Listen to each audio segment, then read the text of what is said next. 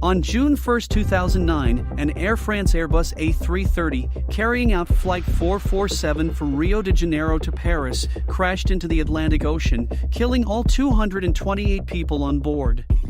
Wind 300 at 16, gust 33, runway 31 left, clear for land. In the trial for the accident of Flight AF447, both the manufacturer Airbus and the airline Air France have pleaded not guilty to charges of involuntary corporate manslaughter. All 228 passengers of an Air France Airbus A330 flying Flight 447 from Rio de Janeiro to Paris perished in the Atlantic Ocean on June 1, 2009. The incident remains to be the worst Air France has ever experienced and the deadliest Airbus A330 crash. The investigating judges ultimately decided to drop all charges in September 2019, following a 10-year investigation. They came to the conclusion that this accident is obviously due to a conjunction of elements that never occurred, and thus highlighted dangers that could not be perceived before this accident. However, in May 2021, the Paris Court of Appeal mandated that Air France and Airbus be tried for involuntary manslaughter in response to a demand made by the Paris General Prosecutor. The families of the victims have been waiting for 13 years, and the case was revived by the Paris Criminal Court on October 10, 2022, in the presence of Guillaume Faury, CEO of Airbus, and Henri Gale, CEO of Air France. Despite the fact that the disaster forever marks the collective history of the airline, Rigale was the first to stand up and claim that the latter did not commit a criminal fault at the origin of the accident. It was then Faury's time to speak to the victims, the executive chairman of Airbus. I wanted to be present here first to show my deep respect, my deep consideration for the families and loved ones of the victims. Our mission is that all the people who get on an Airbus can get off the plane at the end of the flight in good health. Air France and Airbus might be subject to fines of up to €225,000 if the courts conclude that they were guilty of a crime.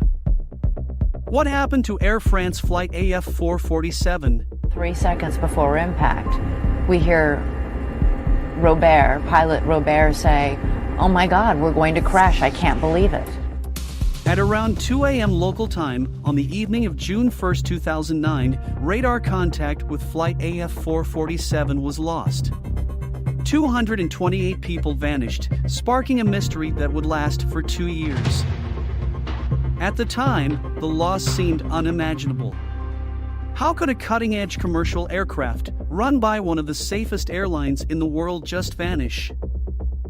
By June 6th, the Atlantic Ocean's first floating chunks of debris had been discovered. Any hopes of the jet making a miracle landing or ditching were dismissed. No one survived the loss of Air France 447. The investigation had little evidence to work with because there weren't many floating pieces of debris. The flight data recorder, FDR, and cockpit voice recorder, CVR, the two most crucial pieces of evidence, were among the remaining wreckage that was submerged deep in the ocean.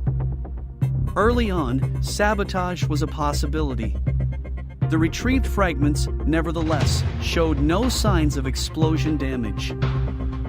Even though the disaster didn't seem to be intentional, only the debris could tell whether the plane was unharmed when it hit the ground. The initial components found were compressed in a way that indicated the jet went down belly first, ruling out a nosedive. According to the type of damage and the amount of debris, Air France Flight 447 did not crash at a high rate of speed. Additionally, there had been no sign of trouble from the crew. Air France 447 reached a communication dead zone over the middle of the Atlantic after the crew's final contact with Brazilian air traffic control at 1:33 a.m. The next scheduled connection was due to take place with ATC in Senegal, Africa. Air France 447 disappeared somewhere during the communication gap. It would take 2 years to find the airplane, despite advanced underwater scanning technologies. Finally, on April 2, 2011, 6.5 nautical miles northeast of the flight's last location, the wreckage was discovered. The wreckage field was small and concentrated, indicating that Air France 447 was intact when it hit the surface of the water. The black boxes were also recovered, meaning that investigators would finally be able to find out what had happened to the aircraft. While flying over the Atlantic, Air France 447 encountered a thunderstorm. The first of several tragic events started during this storm. Ice crystals formed in the pitot tubes, which are a component of the pitot static system. The autopilot instantly disconnected after the system reported inadequate speed readings to the flight computer, forcing the aircraft into manual mode. It was at this moment that the second fatal event occurred. The nose of the aircraft was raised when the first officer pulled back on his control side stick, and the plane stalled as a result of this maneuver. The normal procedure would have been to just maintain level flight. However, the inaccurate speed estimates and the autopilot's deactivation led to uncertainty. Throughout the rest of the tragic flight, neither member of the flying crew was able to stop the plane from diving. There is no way to know for sure what happened during the descent or what it was like for the passengers.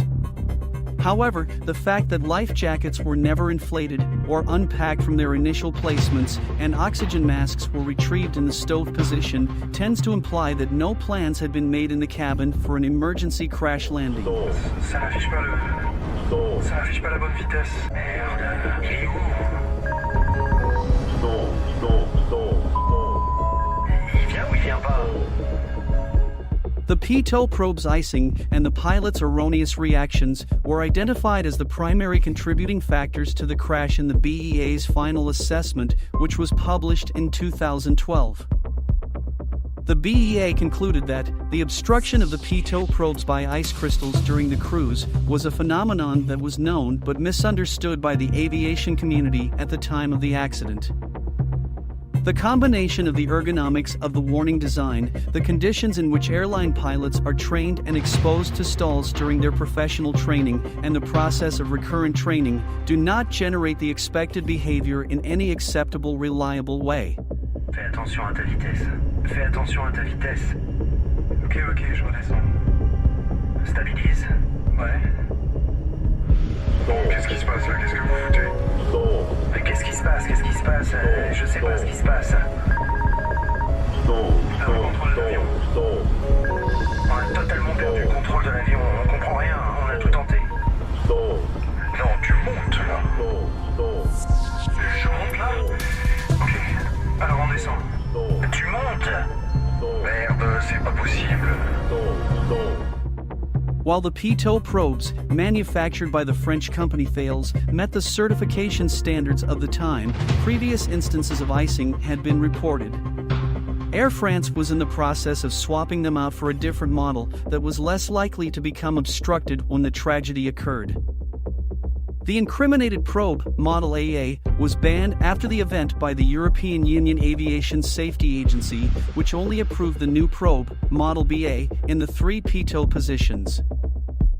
To reduce the risk of loss of control while in flight, a global working group composed of the majority of significant players in the global aviation industry, including the ICAO, airlines, suppliers, and pilots associations, produced a manual titled Airplane Upset Prevention and Recovery Training Aid. Non, ne remonte pas. Non, alors descends.